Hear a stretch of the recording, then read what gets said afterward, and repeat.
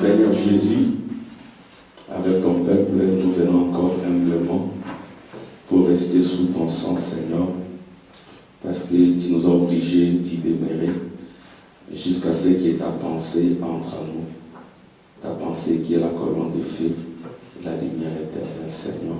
Amen. Nous venons ici pour que tu oignes chacun de nous de l'onction promise pour ce temps de la fin, afin que, Seigneur, nous soyons victorieux du mal, nous serons victorieux de notre ego, de notre chair qui est le péché, Seigneur.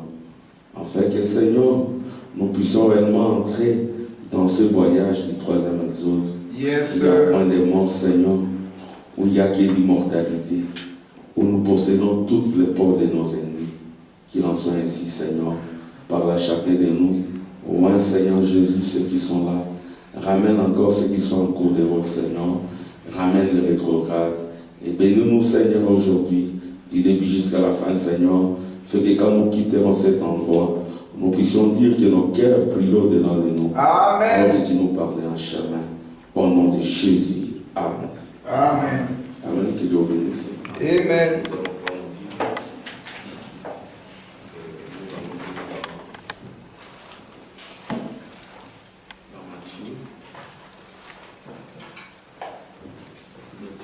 Chapitre 27,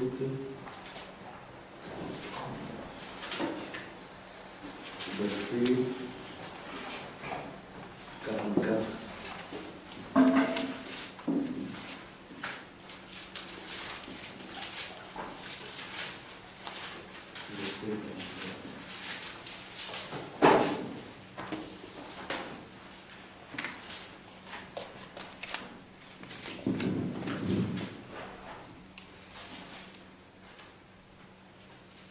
Je vais lire au nom du Seigneur. Le brigand crucifié avec lui l'insultait de la même manière.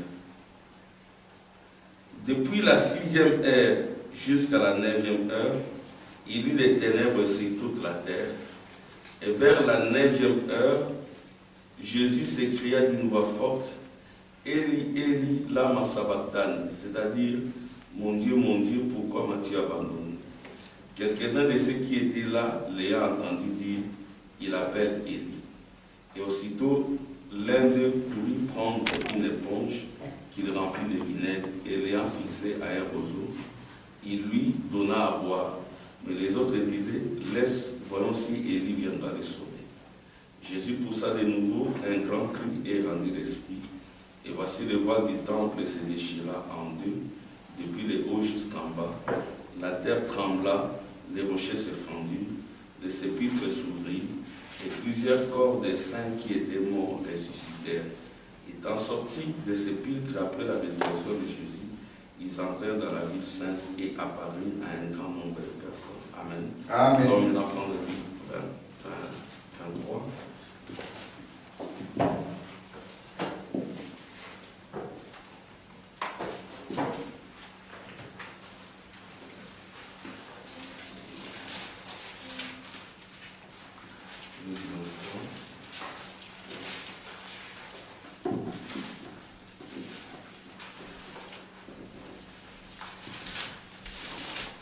Luc 23, c'est ce qu'on avait dit la fois passée. Luc 23.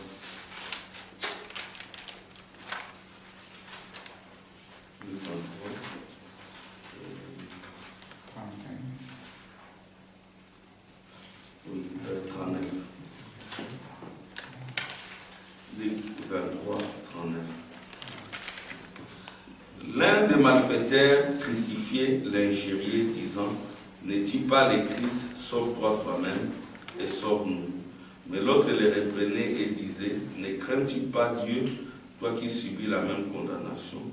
Pour nous, c'est justice, car nous recevons ce qu'on mérite, ce qu'on méritait nos crimes, mais celui-ci n'a rien fait de mal. Et il dit à Jésus, souviens-toi de moi quand tu viendras dans ton règne. Jésus lui répondit, je te le dis, en vérité, aujourd'hui, tu seras avec moi dans le paradis.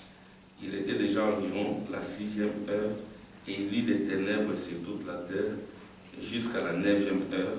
Le soleil s'obscurcit, le vent du temple se déchira par les milliers. Jésus s'écria d'une voix forte, Père, germer mon esprit entre les mains. Et en disant ces paroles, il expira. Le centenier, voyant ce qui était arrivé, glorifia Dieu et dit certainement cet homme était juste.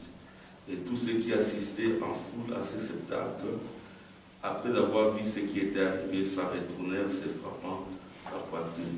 Tous ceux qui connaissaient Jésus et les femmes qui l'avaient accompagné depuis la Galilée se tenaient dans l'éloignement, regardez ce qui s'est passé. Seigneur, ajoute encore ton intelligence, moins toute la salle, Dieu de la chair jusqu'au dernier moment. Amen. Au nom de Jésus. Amen. Amen. Nous sommes dans la joie d'être encore. Je voulais insister sur Pâques, parce que les incroyants, ils parlent aussi d'une certaine Pâques, oubliant ce que le prophète en dit. Et nous voulons parler de Pâques selon les promesses de notre temps. Parce que nous savons que Israël, quand il a quitté l'Égypte, il a quitté l'Égypte pour un pays, le pays de la promesse, le pays où devait couler du lait et du miel. Mais ce pays-là, il ne l'avait jamais vu. Il n'y a que Moïse qui leur en est parlé. Et Moïse en a parlé et sous forme de promesse. C'est un pays qu'il n'avait jamais vu. Il devait y aller simplement parce qu'il croyait aux promesses. Et comme le prophète l'a dit, nous aussi comme Israël, nous sommes des enfants de la promesse. Mais la seule différence c'est que nous sommes Israël spirituel. Et l'Israël dont il est parlé ici, c'est un Israël physique. Vous voyez? Et le véritable Israël, c'est Israël spirituel. Nous aussi comme Israël, nous sommes en plein exode. Et cet exode va de l'Égypte, le pays du péché, de Sodome, le pays des malédictions, jusqu'au pays de la promesse. Un pays où coule du lait et du miel, un pays où il n'y a point de mortalité. Il n'y a que l'immortalité. Nous nous dirigeons vers ces pays. Donc ce n'est pas le pays de la chair. Amen. C'est ainsi que nous avions intitulé notre sujet Pâques des Juifs. J'ai dit Pâques juives et Pâques des gentils. Alors pour nous, Pâques signifie la résurrection. La résurrection de qui? La résurrection de Jésus. La résurrection de Jésus. De Jésus-Christ. Et Jésus, il est mort, comme nous l'avons lu dans Matthieu 27 et dans Luc 23, Jésus est mort. Il a été crucifié entre deux voleurs. Il y avait deux croix pour les voleurs et lui, il était là au milieu. Jésus crucifié. Il y avait les deux voleurs. Comme nous le savons, le voleur nous représente. Ouais, nous aussi, nous sommes des voleurs. Nous avons souvent volé Dieu d'une façon ou d'une autre. Nous avons volé le temps de Dieu. Nous avons volé beaucoup de choses que Dieu nous a données, pourtant gratuitement. Nous avions voulu les obtenir en volant. Mais nous n'avons pas eu la paix. Nous n'avons pas eu la joie. Vous voyez? Et comme Frère Branham le dit, il nous a donné toutes choses. Il nous a donné la joie gratuitement, sans rien payer. Il nous a donné la paix. Il nous a donné l'amour. Il nous a donné la vie. Il nous l'a donné gratuitement. Mais nous nous détournons le voie de Dieu. Nous nous détournons de voie de Dieu pour obtenir toutes ces choses de manière contraire à la parole de Dieu. Et à la fin, nous ne les obtenons pas. Nous sommes toujours tourmentés. Nous sommes toujours dérangés. Pourtant, toutes ces choses, Dieu nous les donne gratuitement. Amen. Sans rien payer. Il nous les donne. C'est à nous. Vous voyez? Mais nous cherchons des voies détournées, des voies spacieuses pour pouvoir avoir ces choses. Dieu, comme le prophète l'a dit, il nous a donné même la mort Amen. Il nous a donné toutes choses. Il nous a donné même la mort. Et frère Branham, parlant de la mort, il dit que quand il en est arrivé là, il y a quelqu'un qui commençait à dire que frère Branham s'est coincé ici. Comment Dieu peut nous donner aussi la mort? Comment Dieu peut nous donner la mort? J'aimerais quand même lire cela. Frère Branham dit ceci. La manière d'un vrai prophète, paragraphe 37. Et dimanche dernier, frère Robertson, je ne sais pas s'il est là ou pas. Je n'arrive pas à bien distinguer pour voir s'il est là. Il m'a téléphoné, il m'a parlé du message. Et quelqu'un a téléphoné et a dit, j'étais émerveillé quand vous avez parlé de ce que Dieu nous a donné toutes choses. Amen. Vous cherchez la santé, Dieu te l'a donné. Dieu vous l'a donné. Vous cherchez quoi? La paix, Dieu vous l'a donné. Amen. Dieu vous a donné la joie. Vous savez, il nous a donné la paix, nous essayons de l'acheter. Il n'y a pas moyen d'acheter cela, voyez-vous. Vous ne pouvez pas acheter cela. Puis j'ai dit, il nous a donné la mort.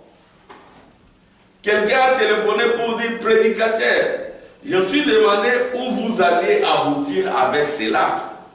Il a dit, je me suis dit, oh là là, frère Branham s'est coincé cette fois-ci.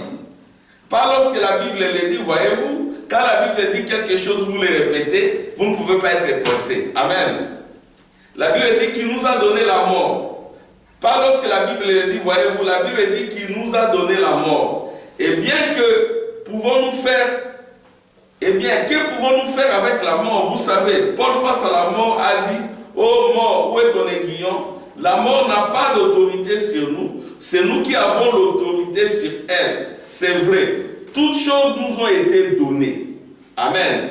Et alors j'ai donné l'exemple de la manière dont Israël a marché vers la terre promise sans l'avoir jamais vue. Vous voyez? Donc Dieu nous a donné toutes choses, mais nous essayons de nous comporter comme ces deux voleurs. Nous ne nous comportons pas comme Jésus-Christ. Et Jésus-Christ, lui, s'est comporté comment? Il a vaincu. Amen. Il est allé s'exercer pour vaincre son moi. Alléluia. Jésus a vaincu son moi. Et frère Branham appelle le moi la chair. Et il appelle la chair le péché. Amen. Je vais dire ce que dit le prophète. Maintenant, souvenez-vous, une alliance perpétuelle. La promesse de Dieu scellée par le sang nous a franchis du péché. Amen. Il n'y a aucun péché en lui. Le péché, le moi, la chair. Vous voyez, votre chair. Votre moi, c'est le péché. Si vous voulez vaincre, vous devez d'abord vaincre votre moi. Vous devez d'abord vaincre votre chair. Parce que le moi, la chair, c'est le péché.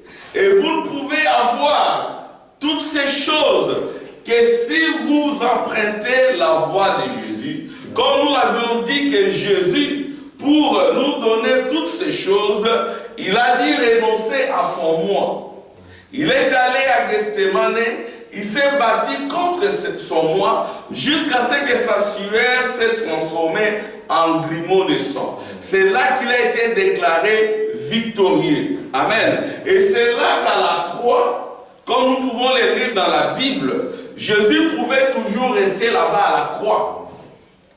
Amen. Il pouvait rester là-bas à la croix. Mais c'est lui-même, après avoir vaincu sa chair, après avoir vaincu son moi ou son ego, c'est lui-même, délibérément, qui va dire, Père, je te donne mon âme. Père, je te donne mon esprit. Amen. Donc c'est lui-même à la croix qui a donné la vie. C'est lui-même à la croix qui a donné son âme. Parce qu'il s'est décidé en disant, Père, je te donne. Amen. Je te donne ma vie. Père, je te donne mon esprit. Père, entre tes mains, j'abandonne mon âme. Et nous avons vu le mercredi que frère Branham parlant de Dieu, Dieu nous dit, je réclame votre vie. Je vous réclame, je réclame votre âme. Donnez-moi votre âme. Donnez-moi votre vie. Et moi, je vous donnerai ma vie. Donnez-moi votre cœur. Donnez-moi tout ce que vous êtes. Et nous ferons un échange. Amen. Déchargez-vous de vos fardeaux, de vos problèmes sur moi. Et moi, je vous donnerai mon joug, qui est la paix, la joie. Amen. La première chose à faire, c'est de vous décharger. Et comment vous devez vous décharger? C'est en vous mettant sous le sang de l'agneau. En vous mettant sous le sang de Jésus. Et quand vous vous mettez sous le sang, amen, la pensée ou la vie qui est dans le sang finira par entrer en vous. C'est ainsi que Dieu nous demande d'être sous le sang. Et vous remarquerez qu'ici, il y avait deux voleurs. Et nous avons vu que les deux voleurs se moquaient de Jésus. Mais à un moment donné, dans le voleur qui était à droite, il y avait cette fois sémence. Parce que Frère Branham dit ceci. Il dit que dans une sémence où il y a une vie périssable, cette sémence va mourir. Mais une sémence qui contient la vie impérissable, c'est une sémence qui ne pourra jamais mourir. Parce qu'il y a de la vie dans cette sémence. Et cette sémence ne mourra jamais. Mais une sémence qui a une vie périssable, une vie pourrie, finira par entamer cette sémence-là et cette sémence-là mourra. C'est ainsi que nous aussi, en nous, il y a la vie du péché. Il y a la vie mondaine. Aussi longtemps que cette vie demeure en nous, amen, nous n'allons pas vivre. Nous allons mourir. Nous sommes appelés à mourir. Nous devons d'abord faire sortir cette vie. Nous allons lire ce que dit le prophète. Au paragraphe, je suis toujours dans les signes, paragraphe 196. Voilà, dit ceci.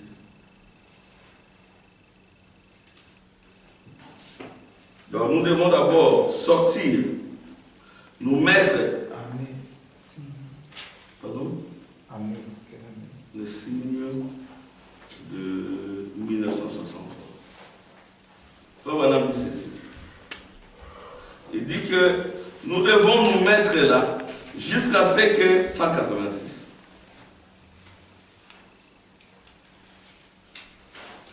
Paragraphe 186. Il dit ceci. Oh mes petits, mon frère, ma soeur, mettez-vous sous les signes sans tarder. Voyez-vous, ne vous contentez pas d'un substitut.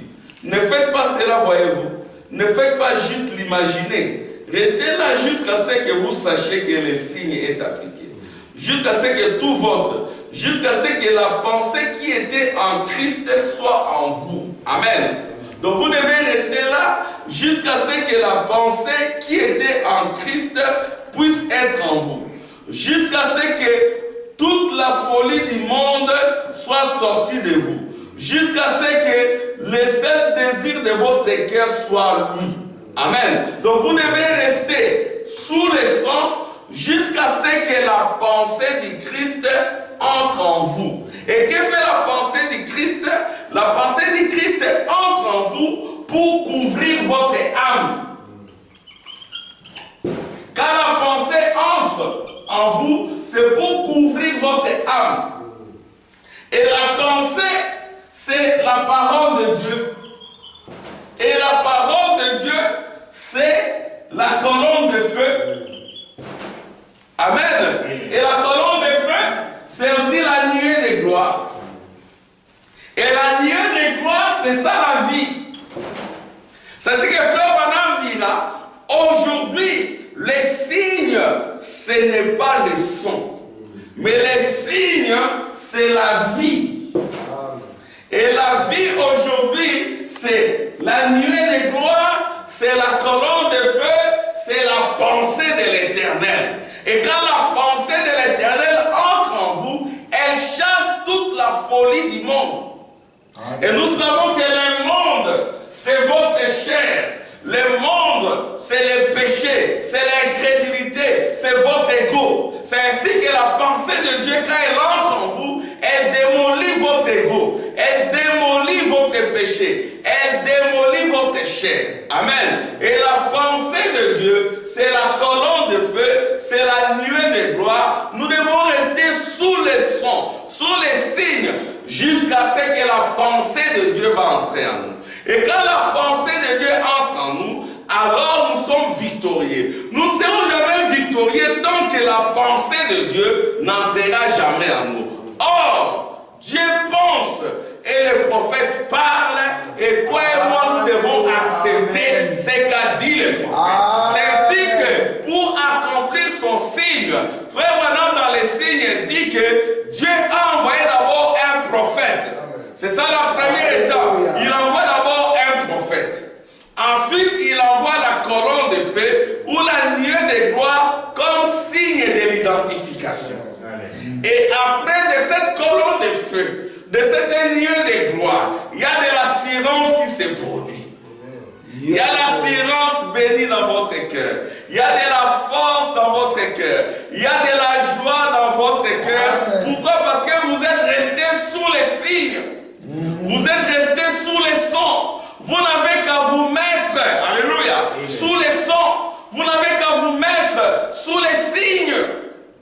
Amen. Quand vous vous mettez sous les sons, quand vous vous mettez sous les signes, c'est alors que la pensée de Dieu va entrer en vous. Amen. C'est ce que nous cherchons, avoir la pensée de Dieu. Amen. Parce que la plus grande bataille jamais livrée se passe dans la pensée. Mais il faut que la pensée divine entre en vous pour dominer la pensée du monde. Mais cela exige une totale obéissance à la parole de Dieu. Amen. Sans obéissance, on ne saura pas se mettre sous les signes. En quoi consiste l'obéissance? L'obéissance consiste d'abord à se mettre sous les signes. Amen. Et quand vous vous mettez sous les signes, alors à ce moment-là, vous avez la pensée de Dieu. En ce moment-là, vous avez l'assurance bénie. C'est ce que nous cherchons. Je vais lire dans paragraphe 340, les signes. Paragraphe 340, les signes. Frère Branham dit ceci. 340. Toujours les signes.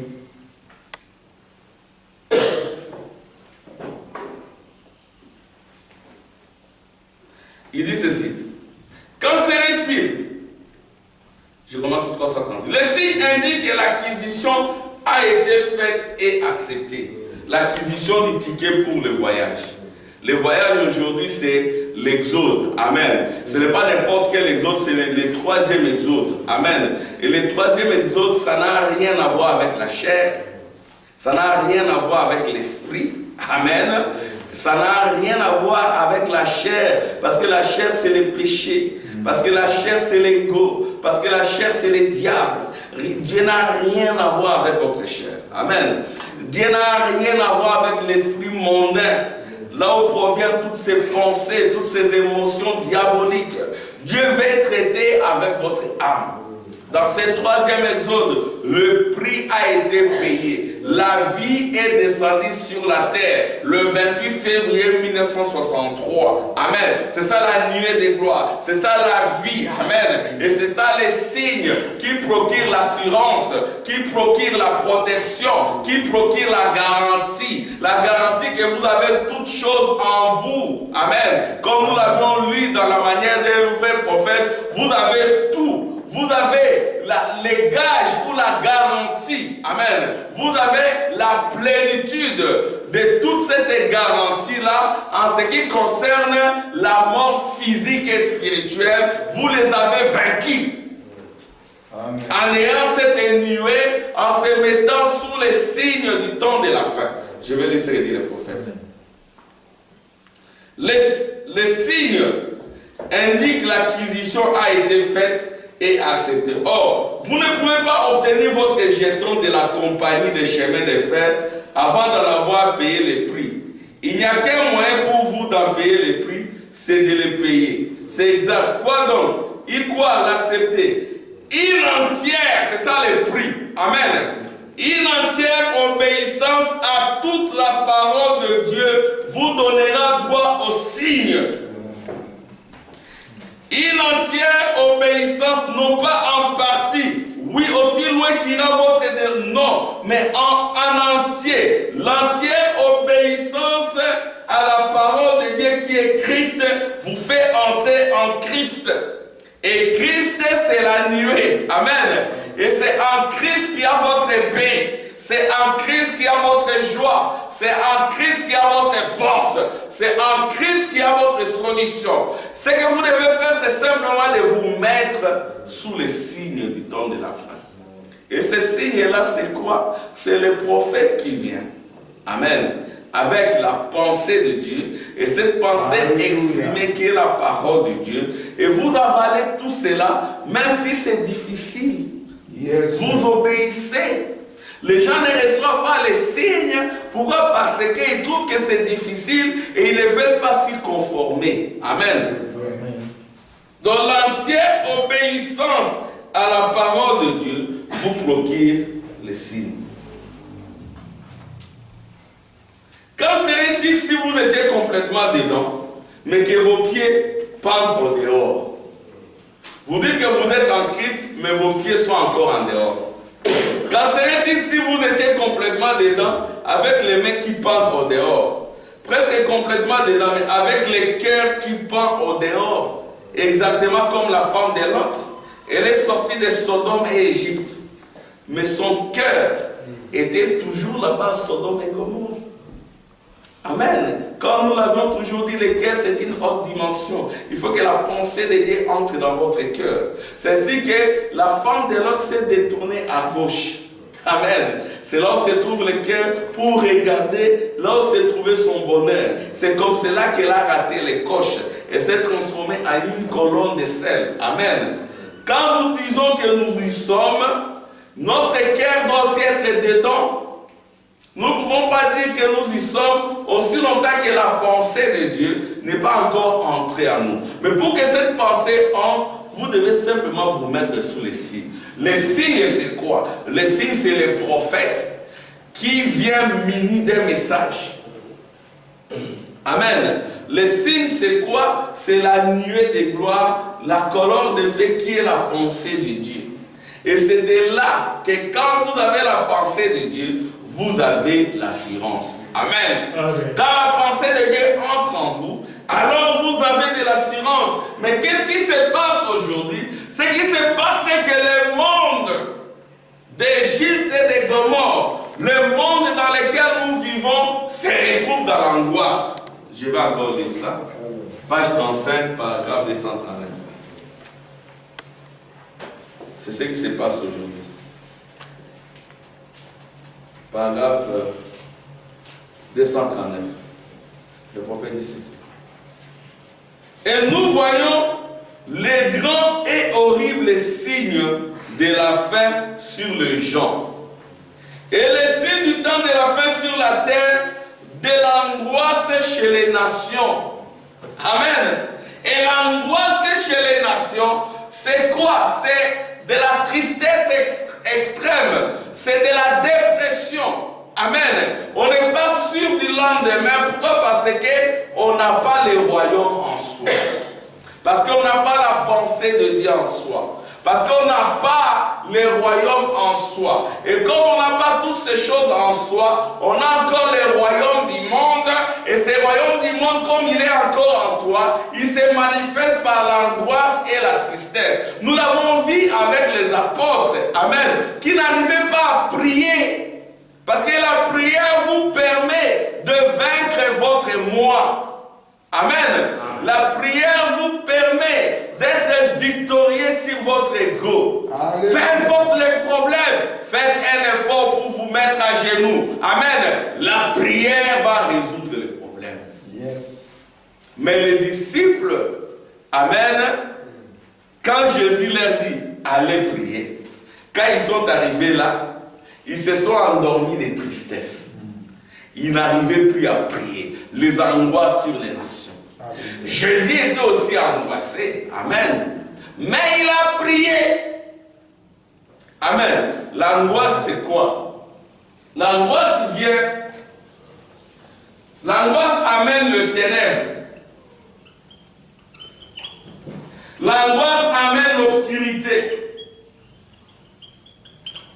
Quand il y a de l'angoisse, c'est comme si tout va s'arrêter. Vous dites, tout va s'arrêter pour moi. C'est fini avec moi. Alléluia. Là, c'est dans l'esprit et dans la chair. Ça n'est fini avec moi. Il n'y a plus de solution pour moi. C'est la fin du monde pour moi. Le monde, c'est quoi? C'est votre chair et votre esprit. C'est la fin. Pourquoi? Parce que vous pensez que vous existez par la chair et par l'esprit. Alors, quand vous vous mettez dans un tel état d'angoisse et de tristesse, et les ténèbres viennent vous couvrir, même les gens du monde disent, il y a comme un rideau noir qui est descendu devant moi. Je ne vois plus rien parce que c'est l'obscurité. Et c'est comme cela que quand Jésus avait été crucifié, amen, entre la 6e heure et la 9e heure, ça c'est le calendrier juif, mais pour nous c'est entre la 12e heure et la 15e heure. Alors que le soleil devait être là, il y eut des ténèbres sur la surface de la terre. Exactement ce qui s'est passé en Égypte. Amen. Avant la sortie, les enfants d'Israël étaient sous les signes. Et les signes, c'était le prophète avec la colonne de feu. Les signes, c'est les fils de l'homme. C'est ainsi que Moïse dira aux enfants d'Israël, l'Éternel votre Dieu vous enverra un prophète comme moi. C'est lui qui ne l'acceptera pas. C'est lui qui ne croira pas à tout ce que ce prophète-là dira. Il sera exterminé du milieu de son peuple. Et Moïse parlait du prophète Jésus. Amen. C'était, Jésus était un prophète comme Moïse. C'est ce que dit la Bible. Jésus était un prophète comme Moïse. Et Moïse disait, il vous enverra un prophète comme moi. Alléluia. Et le signe consiste d'abord à accepter le prophète. Parce que quand le prophète vient, c'est lui qui vient avec l'immortalité. C'est lui qui vient avec la paix et la vie. Il était question d'abord d'accepter Moïse comme prophète. Même les Égyptiens qui avaient accepté Moïse comme prophète, ils ont dit sortir de l'Égypte. Ils ont dit appliquer les signes. Ils ont dit obéir. Ce qui ne va pas avec l'Église, c'est que l'Église ne veut pas avoir de l'obéissance totale et pleine à ce qu'a dit le prophète. Il suffit simplement qu'ils ne comprennent pas pour qu'ils rejettent en bloc. Là, vous perdez les signes.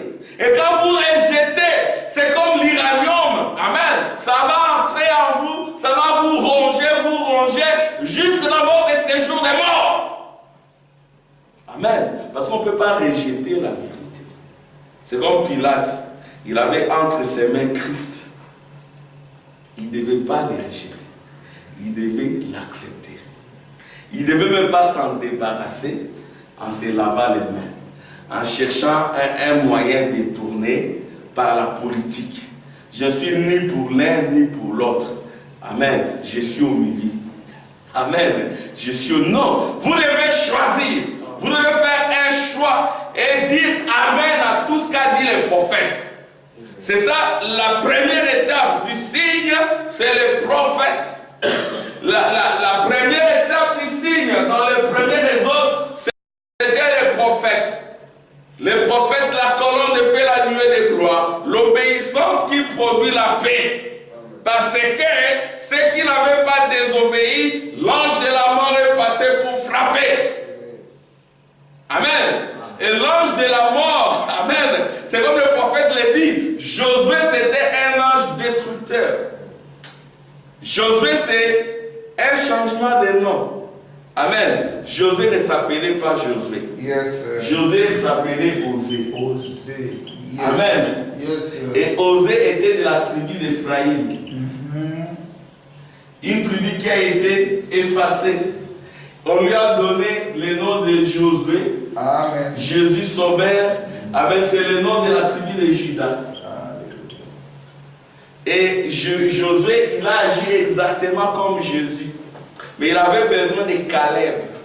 Parce qu'il ne pouvait pas porter la gerbe. Amen. La grappe des raisins. Les raisins typifient toujours la vie. Amen. L'assimilation de la révélation. Le Saint-Esprit. Amen. Ils ont traversé le Jourdain. Ils sont allés dans le pays de la promesse. Sans que les 10 espions puissent, amen, avoir la foi en cela. Et Josué et Caleb, ils ont transporté la grappe des raisins. Alléluia. L'immortalité. Il faut toujours deux qui soient d'accord, comme le prophète l'a dit. Amen. Amen. Le commun accord. Amen. Le commun accord entre l'église, Élisée, amen, et Élie. Amen. Élisée devait suivre Élie. Amen. Et quand Élie traverse le Jourdain, amen, il lui rend la double portion de la résurrection. La résurrection physique et spirituelle. C'est ça la plénitude de la résurrection. Et aujourd'hui, amen, nous avons eu Élie et Élisée. Amen. Élie c'est Christ, Élisée c'est l'épouse. Amen. Et les deux sont unis. Amen. Élisée revient avec l'esprit d'Élie en double portion. Et aujourd'hui, cette double portion, c'est quoi? C'est la résurrection physique et spirituelle. Amen. C'est l'esprit d'Élie, de Moïse et de Christ. C'est ça les signes. Amen. Et pour revenir du temps d'Égypte, amen, il y avait Moïse. Amen. Qui était là? Il y avait aussi Aaron. Amen. Et Dieu s'est adressé à Moïse et à Aaron. Amen. Et puis, Israël devait obéir. Israël devait accepter. Et ceux qui n'allaient pas accepter étaient voués à la destruction. Et la destruction, c'est l'angoisse. La destruction, ce sont des tremblements de terre qui produisent, amen, de la dépression, les maladies cardiaques, des pleurs et de la tristesse. Où est la garantie bénie? Où est la joie bénie? Si l'église se met sous les signes, sous les sons, amen, elle aura de la garantie. Elle aura de l'assurance. Elle aura de la sécurité. Amen. La sécurité, mes frères et sœurs, c'est sous le sang de l'agneau. Amen. Et dans le premier Exode, il y avait cela, il y avait ces décors-là. Ceux qui ont appliqué les signes. Les signes consistaient à quoi? À tuer un agneau. Amen. Et à s'identifier à cet agneau pour que la vie de cet agneau entre en toi. Et à prendre le sang de cet agneau et à l'appliquer avec l'hysope sur les linteaux. L'hysope, c'est la foi. Amen. Et voilà ce qui s'est passé dans le premier Exode. Et ceux qui ont appliqué cela, ils ont échappé à la mort. Et dans le désert, quand ils ont avancé, il y avait aussi Josué. Amen. Jésus sauveur. Et il était victorieux, c'est ainsi que Dieu a changé son nom. Amen. Et c'est lui qui a pris le bâton du commandement. Il a dirigé Israël. Amen. Et quand ils sont arrivés à la terre promise, c'est une terre qu'ils n'avaient pas vue. C'était un pays de la promesse, un pays où coulait du lait et du miel. Alléluia. Mais peut-être les 10 espions en avaient la mauvaise compréhension. Quand ils y sont arrivés, ils ont appliqué leur interprétation charnelle. D'abord, il y a des géants. Il y aura de la souffrance. Ils vont nous écraser. Ça ne marchera jamais. Ils n'ont pas voulu obéir. Ils pouvaient dire, mais nous ne voyons pas là où coule du lait. Parce que quand on dit couler du lait, ils pensaient qu'il y aura peut-être une tuyauterie au ciel qui va faire couler du lait. Ce n'était pas le cas. Non. Ils pensaient peut-être qu'il y aura du miel qui va couler. Non. là dans le pays des Canaan, ils devaient toujours s'attacher à la promesse. Yes, sir. Et la promesse était telle que quand ils devaient faire leur champ, ça allait prospérer. Amen. Et quand ils devaient faire leur bétail, leur élevage, ça allait prospérer. Ça, c'était dans l'exode sous Josué. Maintenant, après, il y a eu l'exode sous Jésus. Jésus est venu nous introduire dans le deuxième exode. L'exode qui consistait à quitter un pays physique, amen, vers le baptême du Saint-Esprit. Amen. Ça, c'était le deuxième exode. Là aussi, le baptême du Saint-Esprit, c'était comme un signe, mais c'était des ombres. Même la mort de Jésus ici, c'était une ombre. La mort de Jésus, c'était un type. Alléluia. Parce que il a été dit dans la Bible que Jésus devait les ressusciter dans sa première venue. Il devait les ressusciter au dernier jour. C'est ainsi qu'ici, quand l'un des apôtres lui a dit, souviens-toi de moi quand tu viendras dans mon règne, quand tu viendras dans ton règne. Amen. Jésus lui a indiqué le paradis. Et le paradis, ce n'était pas un règne. C'était un pays de repos, un pays d'attente. Et nous avons expliqué comment le paradis était dans le séjour des morts. Amen. Mais après la résurrection de Jésus, Jésus a placé des dimensions. Le paradis est allé dans la 6e dimension. Amen. Et la 6e dimension, c'était toujours un pays de rêves. Amen. C'est là où je vais aboutir maintenant. Dans notre 3e exode, parlant toujours de la Pâque. Pâque. Résurrection pour nous. Amen. Amen. Pour nous, c'est la résurrection. Et la résurrection qui est ici, elle est physique. Elle est aussi spirituelle. Nous en avons en double portion. C'est ça Élisée. Amen. Qui avait suivi Élie.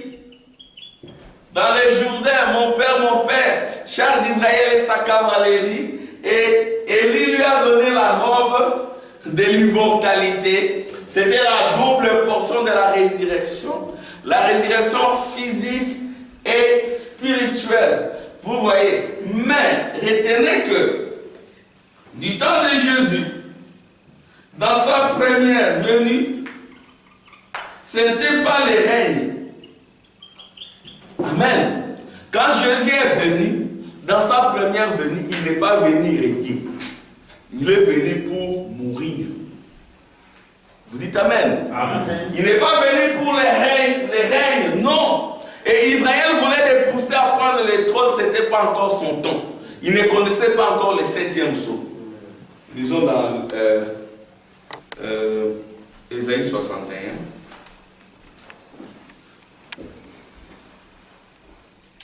Je vais prendre Ésaïe 61. Vous verrez que quand, dans Ésaïe 61, il est parlé de 2 portions. Amen. Il y a une venue pour la grâce et une autre venue pour le jugement. Ésaïe 61. Frère Tim, si tu as ça, tu peux lire pour nous. Ésaïe 61, si tu as ça rapidement. Après, moi, je vais lire la Luc.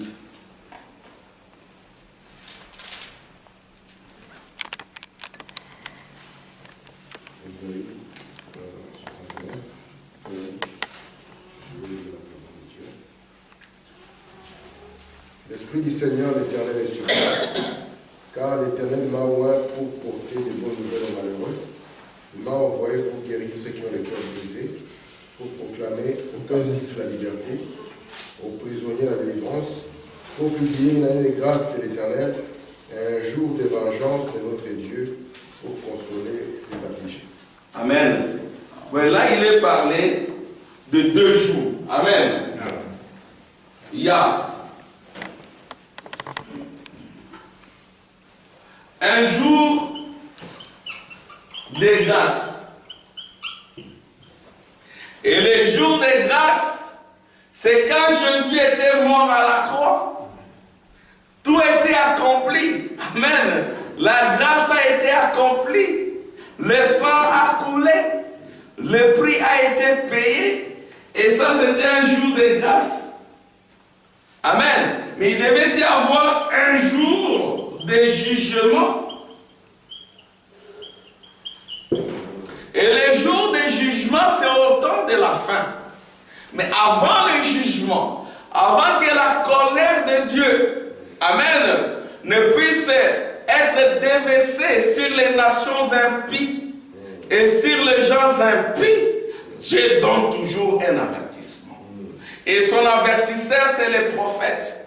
Amen. Le prophète, quand il vient, il est le signe. Attention, Dieu va frapper. Pour que vous puissiez échapper au pays des malédictions, vous devez appliquer les signes. Vous devez vous mettre simplement sur les signes, sur la parole de Dieu, sur la pensée de Dieu. Vous devez faire sortir par la pensée de Dieu toutes les mauvaises pensées, toutes les folies du monde qui sont en vous. Amen. Amen. Mais maintenant, quand nous prenons Luc, vous remarquerez que quand Jésus s'est rendu dans la synagogue, dans Luc 4. Amen. Amen. Quand il prend Luc 4, Jésus lit. Il dit, Luc 4 au verset 14. Jésus revêtu de la puissance de l'Esprit. Il a été d'abord revêtu de la puissance de l'Esprit. Et cette puissance de l'Esprit, amen, c'est la plénitude de la divinité, c'est la colonne de feu. Amen. Et du temps de Jésus, il y avait le même signe. Amen. Parce qu'il est dit qu'après son baptême, la colonne de feu descendit et s'est arrêtée au-dessus de Jésus. Si il y avait des photographies du temps de Jésus, on aurait pris une photo comme celle-ci. Mais ça serait ici. Vous suivez? Un homme avec la barbe. Amen. Un homme ayant la barbe, mais la colonne de feu au-dessus de lui. Parce que Jésus est le même hier, aujourd'hui, éternellement, à l'exception du corps physique. Amen. Amen. Tout celui qui croit que Jésus est le même hier, aujourd'hui, éternellement, sans faire la différence du corps physique, il est dans la sémence de Caïn, la sémence de discorde. Amen. Amen. Et Jésus, quand il prend ça, déjà quand il est sorti, alléluia, des eaux, la plénitude de la divinité est entrée en lui. C'est ça la puissance. Amen. C'est-à-dire que frère Branham dit que vous devez passer par les sables sacrés du désert.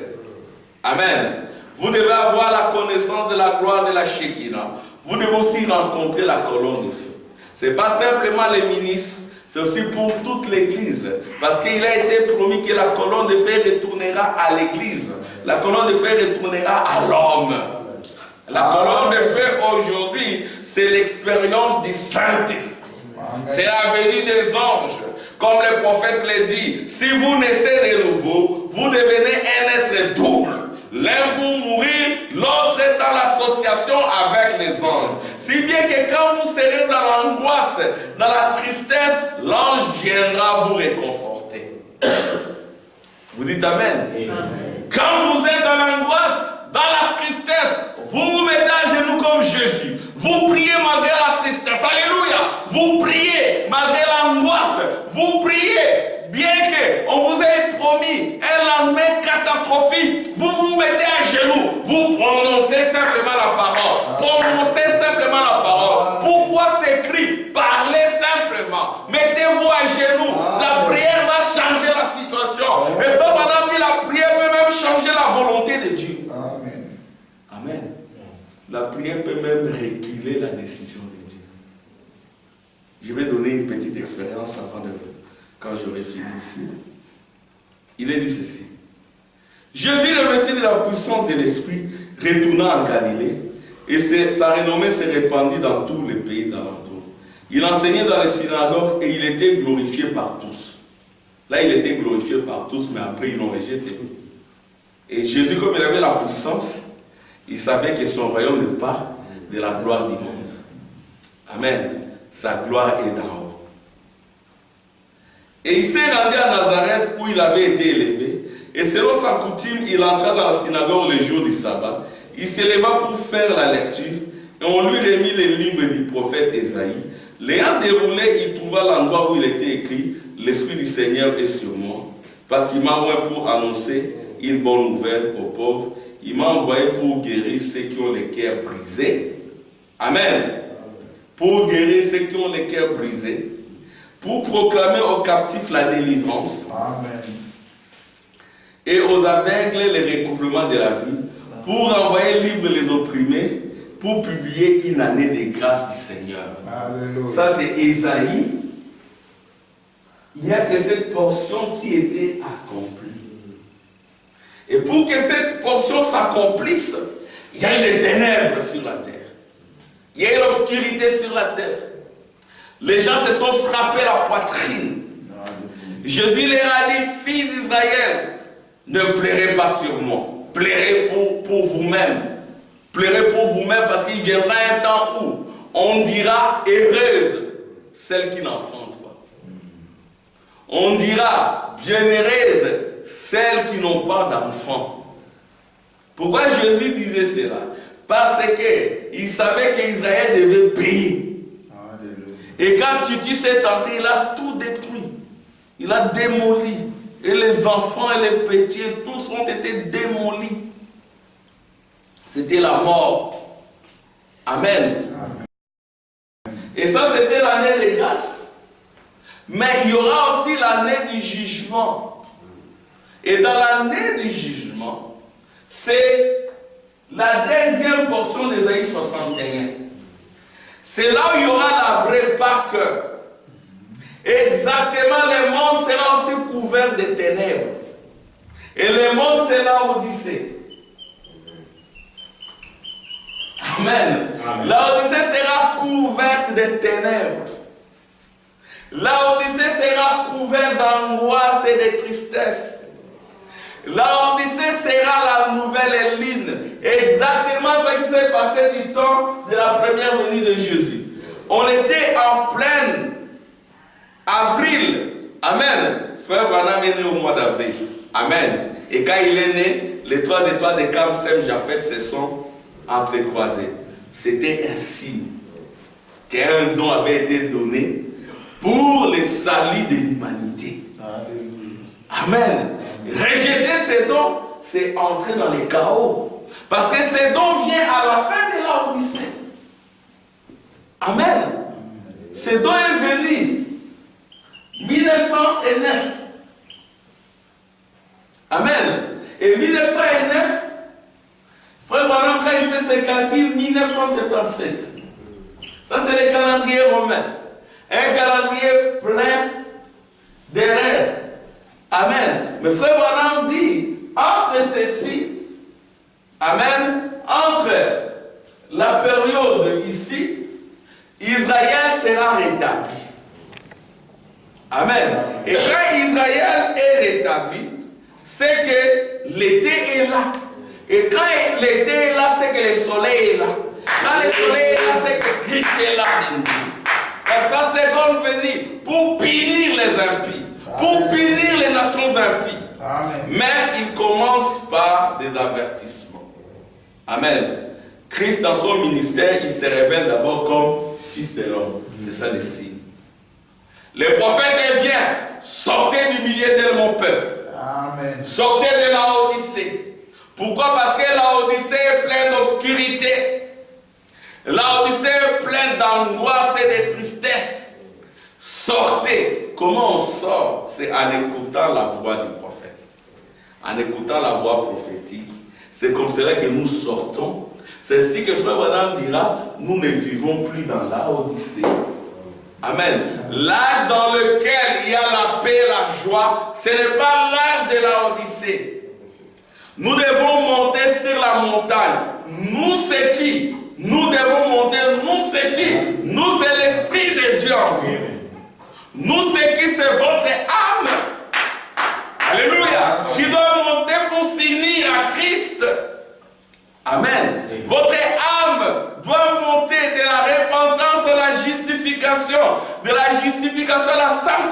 résurrection, de la sanctification au baptême du Saint-Esprit, du baptême du Saint-Esprit au Saint-Esprit qui est la vie. Amen. Parce que nous ne vivons plus l'âge du baptême du Saint-Esprit, nous vivons l'âge du Saint-Esprit. Et le Saint-Esprit, c'est le jugement, c'est le royaume qui descend sur la terre. Vous dites Amen. Amen. Et là, c'est la seconde venue. Le 28, c'est le chiffre de la vie. Amen. Et à ce moment-là, c'est la vraie Pâque. La vraie Pâque, c'est la résurrection. Et cette résurrection-là, ça sera sur la montagne de Sion. Amen. Et sur la montagne de Sion, il y aura Élie. Amen. Et Moïse. Moïse, ce sont les saints qui sont passés par la mort. Et Élie et son groupe, ce sont les saints qui ne passent pas par la mort. Qui sont enlevés vivants. Parce que au-delà de l'âge de la Odyssée, Amen, la mort, ce n'est plus la mort physique. Vous dites Amen. Il y a deux morts, la mort physique et la mort spirituelle. Quand Élisée va avec Élie, quand il rentre, Amen, il rentre avec la double portion. C'est ainsi que la manière d'un vrai prophète, Frère Branham l'a prêché en 1962. Il y a des prédications qu'il a données en 1962. Monsieur Esler, la manière d'un vrai prophète, la stature d'un homme parfait. Alléluia! La stature d'un homme parfait. Il y avait un homme parfait sur la terre. Un grand mur. Alléluia. Amen. Un pain sans levain. C'est l'épouse qui est la parole. Amen. Jésus a dit, celui qui ne peut manger ma chair, ni boire mon sang, il n'est pas digne. La chair de Jésus, c'est quoi? C'est l'épouse. Amen. L'épouse, c'est une nourriture. Celui qui mange la substance épouse. Alléluia. Il devient l'épouse. Amen. Alléluia. Et Jésus a dit, je suis ce pain de vie qui est descendu du ciel. Amen. Tiens, tu es le pain qu'on doit manger. Oui, le pain sans levain. Amen. Et c'est la chair de Jésus. C'est l'épouse. Quand vous mangez la substance épouse, vous devenez l'épouse. Et en ce moment-là, il n'y a point de mort. Amen. Nous parlons de votre âme. Nous avons quitté le pays de votre chair, le monde de vos parents. Nous sommes dans le royaume de l'âme. Et là, nous sommes au-delà de la Odyssée. Parce que la voix retentit, où sont les élus? Pourquoi la Odyssée est sombre? Pourquoi la Odyssée est dans l'obscurité? Parce qu'il n'y a point d'élus dans la Odyssée. Amen. Parce que les élus dans la Odyssée, c'est la lumière. Et qu'est-ce que Dieu a fait? Il a enlevé les élus. C'est ça même le mystère de l'enlèvement. Il n'est pas question de ta chair. Nous disons plusieurs fois, la chair c'est le péché. Amen. Pourquoi vous voulez que le péché aille dans l'enlèvement? Amen. L'ego n'ira jamais dans l'enlèvement. L'enlèvement c'est pour l'esprit. Dieu vient enlever l'esprit. Mais c'est l'esprit obéissant qui est enlevé. Amen. L'esprit qui est dans une sémence qui ne peut périr. Amen. Donc une sémence dans laquelle il n'y a point de monde, parce que la résurrection est entrée dedans. C'est ainsi que, pour terminer au paragraphe 177, de rendre un service à Dieu en œuvre de sa volonté, il est dit que la sémence du midi a produit quoi? Des dénominations. Yes. Et les dénominations, c'est la mort. Et Jésus est mort à midi. Jésus, l'homme de Galilée. Amen. Mais les gens ont pris cela, ça produit des dénominations. Mais au temps de la fin, il y a un signe qui descend, un homme, avec la colonne de feu au-dessus de sa tête, qui vient et dit, sortez du milieu de mon peuple, afin que vous ne participez pas à ces péchés. Comment vous sortez? C'est en écoutant la parole. C'est en vous mettant sous les signes. Et quand vous vous mettez constamment sous le son, la pensée du Seigneur entre en vous. Amen. Et vous êtes immortel. Et c'est ça la vraie Pâque pour vous. Amen. Que Dieu vous bénisse. Amen. Amen.